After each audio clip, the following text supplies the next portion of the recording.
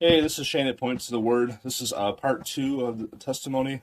So last time I was talking about like how I was talking to my grandma and just had doubts about God and stuff like that, and I didn't really get the answer I needed to the question I had. I probably wasn't asking the right questions anyway.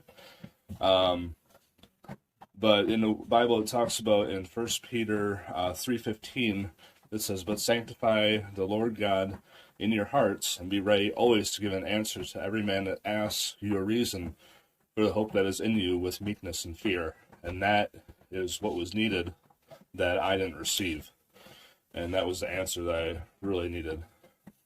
So going back in my past, I was talking about how people were, lying, having sex, drinking alcohol all the time, partying, smoking pot. And I wasn't for that lifestyle, and I wasn't doing most of those things. But again, I had this false humility, and so I was lying. I mean, and that's a deception because you know I thought, oh, I'm sinless, I'm doing nothing wrong, and here's the world, doing all these things, and I'm not partaking in that, and that's what deceived me at that point because I was doing sinful things, things that were wrong, like lying, being covetous, wanting other people's stuff, being absolutely prideful. And that's still something that I struggle with to this day. I have to pray against it. I have to pray, and the opposite, to be humble and not be proud. Because God says, God resists the proud but gives grace to the humble. And I'm constantly praying to be humble. So yeah, back then I did not, I didn't want to, partake in those things, and but I was still deceived. I still, in my head, I wasn't partaking in these things, but I was still sinful. I was still sinning, but I wasn't looking at myself. I was looking at others. So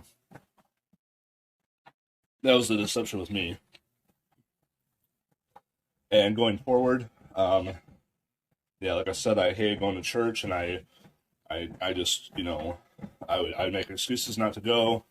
And my grandma would ask me to go, and I would lie, and I would, say I'm not feeling good, or, just totally lying through my teeth.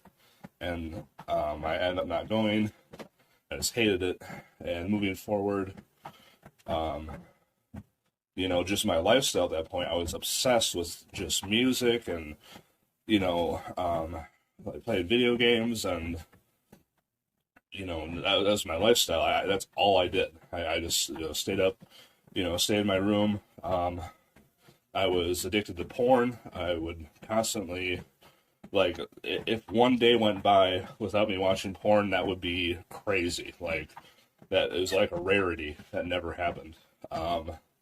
Yeah, I was just, video games, listening to music, watching porn. That was like my entire lifestyle. And just lying through my teeth whenever I could get a chance. Um, I think another thing that really, uh, I had like free range to get away with anything I wanted. Like I wouldn't be punished much. I rarely got in trouble. Um, I just had free reign. I just did whatever I wanted. There was no discipline, so I'm sure that had effect as well. So that was my lifestyle growing up. I met a girlfriend, and she was Methodist, and I, went to her church building and just, attended, because she's my girlfriend. That's what I'm gonna do. I'm just gonna be nice. So I went to that, and nothing really changed. If anything, it probably turned me off more to it because I know she had to like.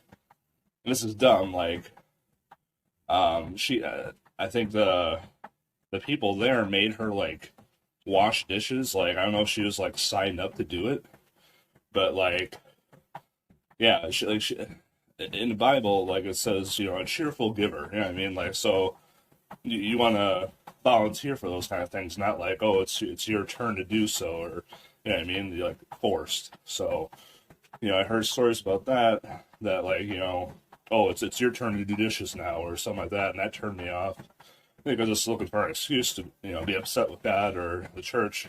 And so, yeah, I was turned off against that. Moving forward, yeah, just, you know, I was still in my same lifestyle, just, you know, being childish.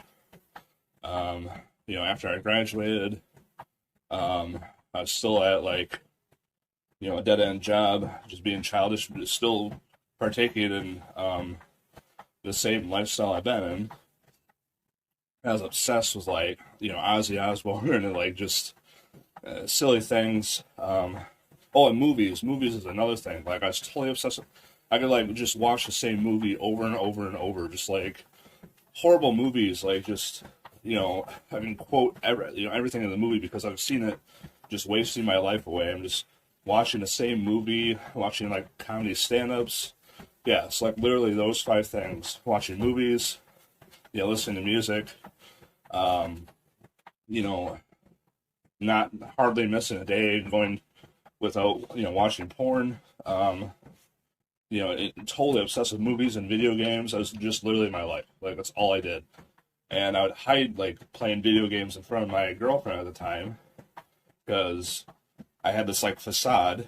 You know, I wanted to fool and trick everyone around me. I wanted them to think a certain thing, you know, and then, oh, when everyone's gone, you know, then I'll, you know, partake in my lifestyle. You know what I mean? So everything was hidden.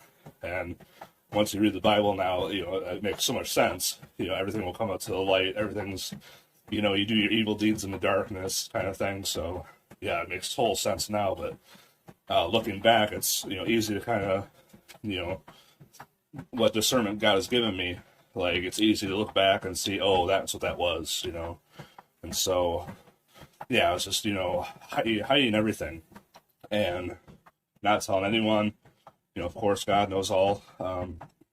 Yeah, it was my lifestyle, and it didn't change for years. Like I was obsessed with all that stuff. Like just every day, and just consumed in those 5 areas.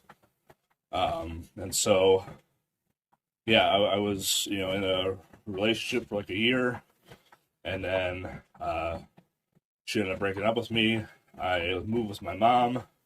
I was probably like depressed as I was like my first, you know, girlfriend breakup. And mind you, like I never partook in, you know, sex or anything like that. She was a professing Christian, so she didn't want to do that, and I respected her wishes. And yeah, so I still didn't do that. I wasn't drinking. I wasn't having sex. So, like I said, I keep thinking those people are, you know, like really bad, but you know, good me. I'm not doing anything.